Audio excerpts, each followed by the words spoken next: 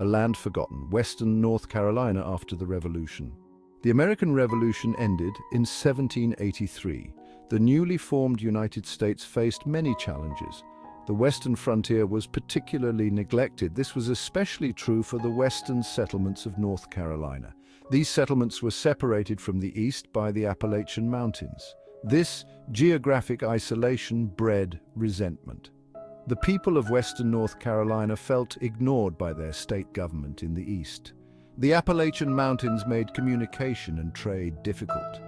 Eastern politicians seemed unconcerned with the needs of the western settlers. The western settlers lacked adequate representation. They felt their voices were not heard. This neglect fueled a sense of frustration and independence. By 1784, the frustrations of western North Carolina reached a boiling point. The settlers felt betrayed by their own state. They declared their independence from North Carolina. They proclaimed the formation of a new state. They called it Franklin, in honor of Benjamin Franklin. The movement was driven by a desire for self-determination. The settlers of Franklin yearned for control over their own affairs. They were tired of being ignored and marginalized. This act of defiance marked the beginning of a 4-year struggle. The state of Franklin fought for its survival. At the forefront of the Franklin movement was John Sevier.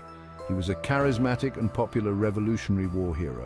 Sevier was elected as the new state's first governor. He embodied the spirit of independence and self-reliance that defined Franklin.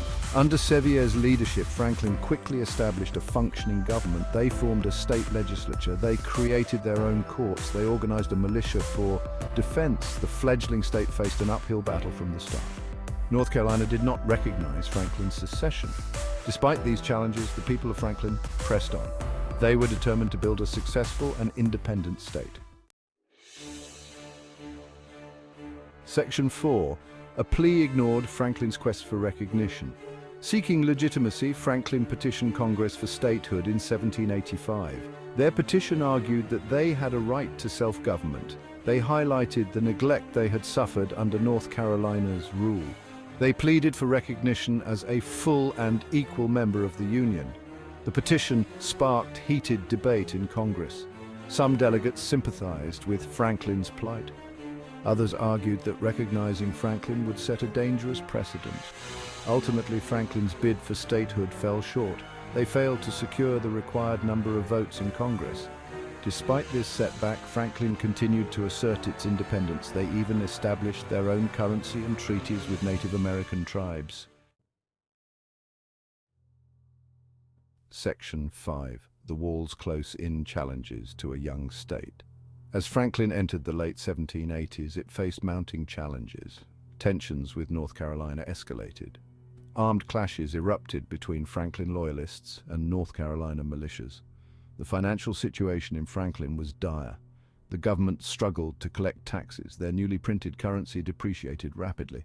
Franklin faced increasing conflicts with Native American tribes. The Cherokee launched raids against Franklin settlements. These compounding crises pushed Franklin to the brink. Section 6. A legacy remembered: the dissolution and significance of Franklin. By 1788, the state of Franklin was on the verge of collapse. The government was bankrupt. Internal divisions plagued its leadership. John Sevier's term as governor expired.